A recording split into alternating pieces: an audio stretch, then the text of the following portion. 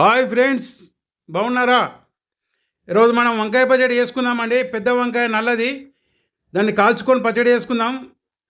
ముందుగా ఒక కడాయి పెట్టేసుకొని లైట్గా ఆయిల్ వేసుకొని ఒక 3 స్పూన్ల పల్లీలు వేయించుకోవాలి.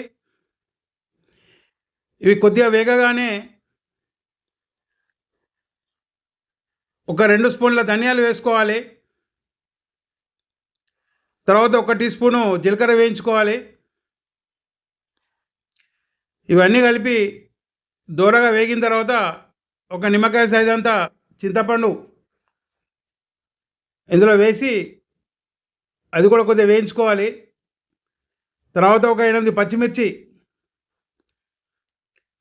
అవి కూడా కొద్దిగా వేగిన తర్వాత 1 టీ స్పూన్ ఉప్పు వేసుకోవాలి. ఒక హాఫ్ టీ స్పూన్ పసుపు వేసుకోవాలి. మంచిగా కలుపుకోవాలి. తర్వాత కరివేపాకు వేసుకోవాలండి. మంట మీడియం ఫ్లేమ్, లో ఫ్లేమ్లో ఉంచి వేయించుకోవాలి. ఇవి హై ఫ్లేమ్లో పెడితే మాడతాయి. ఇప్పుడు వేగినవి వీటిని పక్కకు పెట్టేసుకుంటే చల్లారుతాయి. ఈలోపు మనం వంకాయ కాల్చే ప్రక్రియ చేద్దాము. వంకాయ తీసుకొని ఇట్లా కాట్లు పెట్టాలి. ఫస్ట్ వంకాయ ఇదే కావాలని ఏం లేదు, చిన్న సైజు అయినా తెల్ల వంకాయలైనా ఏవైనా కానీ ఈ ప్రాసెస్లో చేసుకోవచ్చు. ఇప్పుడు ఏవైతే కాట్లు పెట్టినామో వీటిలో వెల్లుల్లిపాయలు పెట్టుకోవాలి.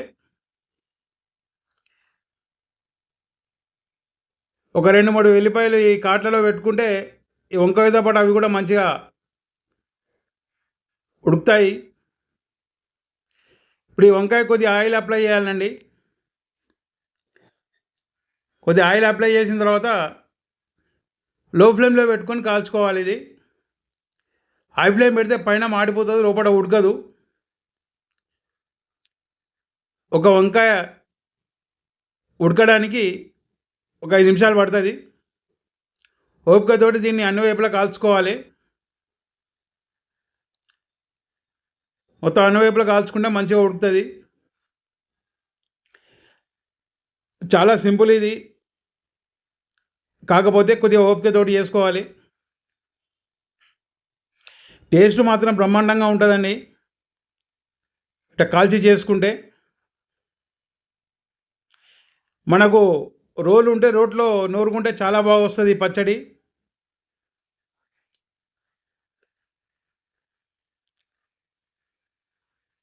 చూడండి, ఇట్లా పొట్టు వచ్చిందంటే మనకు లోపల మంచిగా ఉడికినట్టు లెక్క. తర్వాత ఇంకోటి కూడా అదే విధంగా కాల్చుకుందాము. రెండవది కూడా మంచిగా కాలింది, లోపల మంచిగా ఉడికింది. ఇప్పుడు వీటిని పక్కన పెట్టి ఇవి చల్లారేలోపు ఏదైతే మనం పల్లీలు, ధనియాలు, జీలకర్ర అవన్నీ వేయించుకున్నామో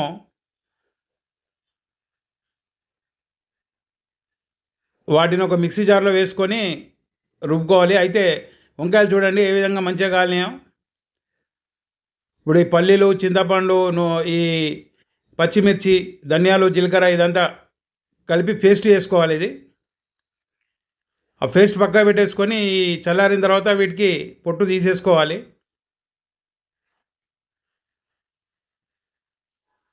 కొద్దిగా చల్లారితే చాలు, పొట్టు తీసేస్తే వస్తూనే ఉంటుంది.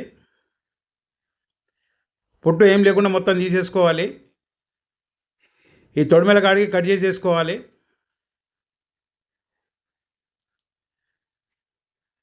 ఎప్పటికీ ఒకటే విధంగా కాకుండా ఇట్లా వెరైటీగా చేసుకుంటుంటే టేస్ట్ ఉంటుంది. ఎట్ ది సేమ్ టైం మనకు ఈ వంకాయల పోషక విలువలు కూడా మనకు పోకుండా మంచిగా ఆరోగ్యానికి మంచిది ఇట్లా చేసుకుంటే. పిల్లలు కూడా ఇష్టంగా తింటారు, టేస్ట్ బాగుంటుంది. ఇది వంకాయలు ఇట్లా కాల్చుకొని పచ్చి పులుసు కూడా చేసుకోవచ్చు. వీడియో ఉంది నాది, ఇదివరకు చూడండి కావాలంటే. చూడండి ఎంత మంచిగా ఉడికినాయి ఇవి. ఇప్పుడు వీటిని మెత్తగా మెదుపుకోవాలండి. ఓ పప్పుకు తీసుకొని మెత్తగా మెదుపుకుంటే మంచిగా మెత్తగా మెదుగుతాయి. అదే మనకు రోలు ఉన్నట్టయితే రోట్లో వేసుకొని ఒక్కసారి దంచుకుంటే సరిపోతుంది. ఫస్ట్ వీటిని మెదుపుకున్న తర్వాత ఇప్పుడు ఏదైతే మిక్సీ చేసుకున్నామో మిక్సీ పేస్ట్ కూడా ఇందులో వేసేసుకోవాలి. ఇంకా దీనికి వేరే ఏం పట్టదండి. ఇవి రెండింటి కాంబినేషన్ తోటి చట్నీ రెడీ అయిపోతుంది. జస్ట్ ఫైనల్గా మనం కొద్దిగా ఉప్పు చెక్ చేసుకొని ఉప్పు కలుపుకోవడం అంతే. తర్వాత మీకు తాలింపు అవసరం ఉంటే తాలింపు కూడా పెట్టుకోవచ్చు. చూడు, కొద్దిగా ఉప్పు తక్కువ ఉన్నది, ఉప్పు వేసాను 1 స్పూను. దీనికి ఒక ఉల్లిపాయ మంచిగా సన్నగా తరిగి కలుపుకుంటే తినేటప్పుడు పంటికి తగులుతుంటే మంచిగా ఉంటుంది. ఒక ఉల్లిపాయ సరిపోతుంది. ఫ్రెండ్స్, ఛానల్ ఎవరైనా సబ్స్క్రైబ్ చేసుకోకుంటే సబ్స్క్రైబ్ చేసుకోండి. వీడియో షేర్ చేయండి. ఫ్రెండ్స్ తోటి కూడా సబ్స్క్రైబ్ చేయించండి. ప్లీజ్ లైక్ చేయండి. తాలింపు పెట్టిన తర్వాత ఎంత బాగుందో చూడండి. వీడియో చూసినందుకు చాలా థ్యాంక్స్.